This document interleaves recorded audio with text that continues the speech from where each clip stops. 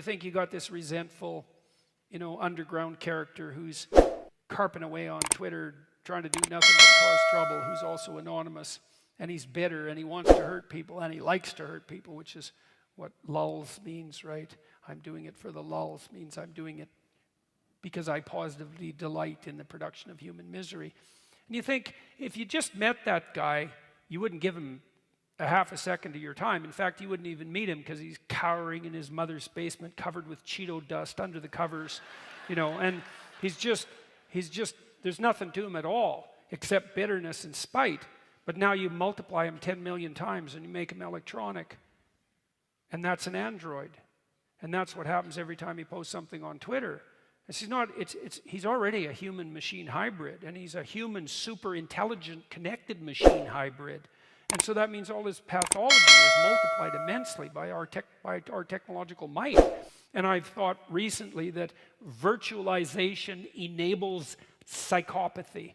So in normal social situations, if you're a narcissistic Machiavellian and you push it too hard, someone will absolutely hit you. And that will be the end of it. And most of the time it's cowards who take that route, and it doesn't take much intimidation to stop them. Just the hint of appropriate, just retaliation will keep them silent. But online, especially if you're anonymous, that's all stripped away, and so the psychopaths can have free reign. And part of the reason that our culture is being torn apart at the moment is because virtualization enables psychopathy. And so that's a big problem. And so that all pertains to this question of, well, when you have bigger toys, you better be a bigger boy. And that's something Carl Jung commented on in detail in his writing. He thought that he studied alchemy, thousands of years of alchemical writing. The alchemists were motivated by the idea that there was a substance that was material.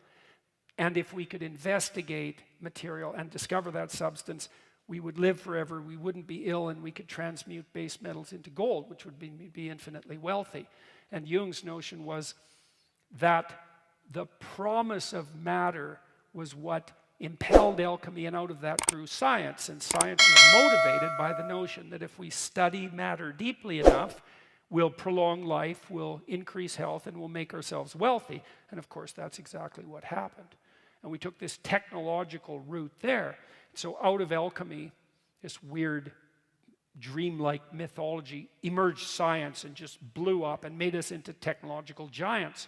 But there was an ethic in alchemy too that was allied in part complexly with the whole Judeo-Christian tradition.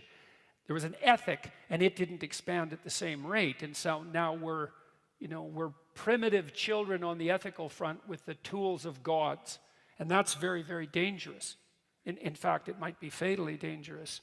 And so one of the things that Jung attempted to do in his work was to help people understand that it was necessary for us to take on an ethical responsibility that was commensurate with our technological power, and that would require something like the deepest of all possible religious revaluations, right? The revaluation of good and evil, to use the Nietzschean phrase, as a medication for the death of God.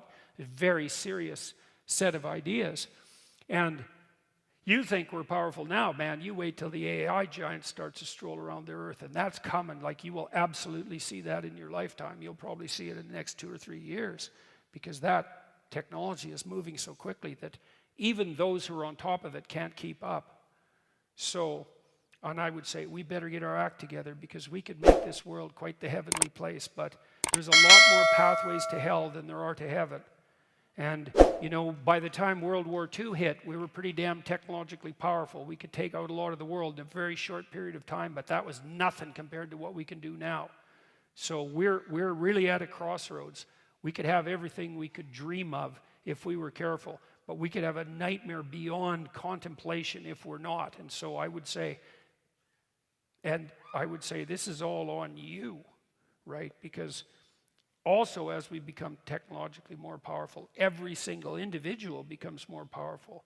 And that means the corruption of the individual starts to become more and more a world destabilizing force.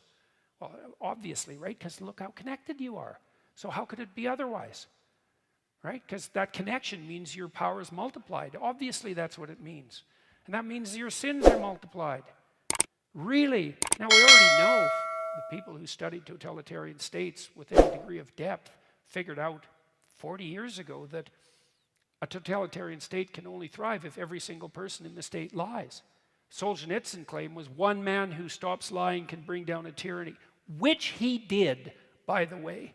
Now, not alone, you know, Reagan had something to do with that, so did the Pope at that time, and a variety of other people as well, but they were three cardinal individuals.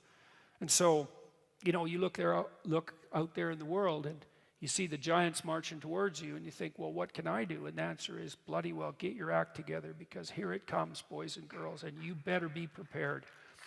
So, you know, and also, not just for your own sake, but for the sake of everyone. What did Dostoevsky say?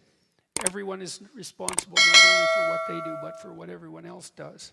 And that's an insane thing to say, but Dostoevsky was an insane genius, and with heavy emphasis on the genius. And it's very weird to understand that the world might be constituted so that everything that you do matters so much that it also affects everything everyone else does, but that is how the world's constituted, and that's a hell of a burden to take on, and a very frightening realization.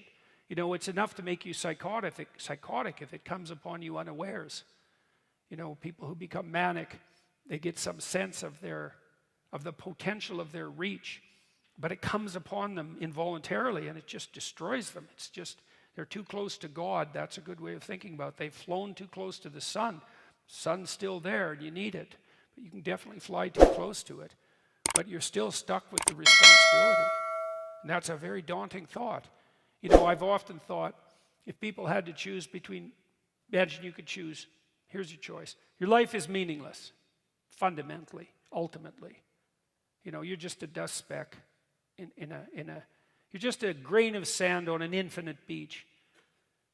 And what you do doesn't really matter. And that's a very dismal view of the world. But on the other hand, you don't have any responsibility. You can do whatever you want.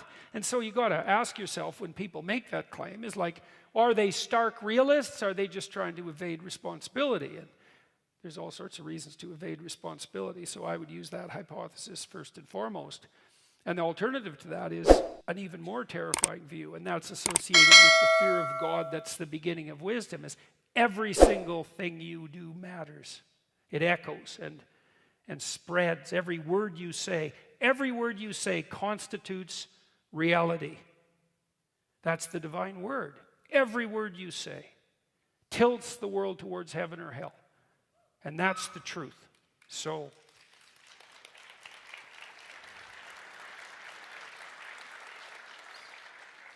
be careful what you say, right?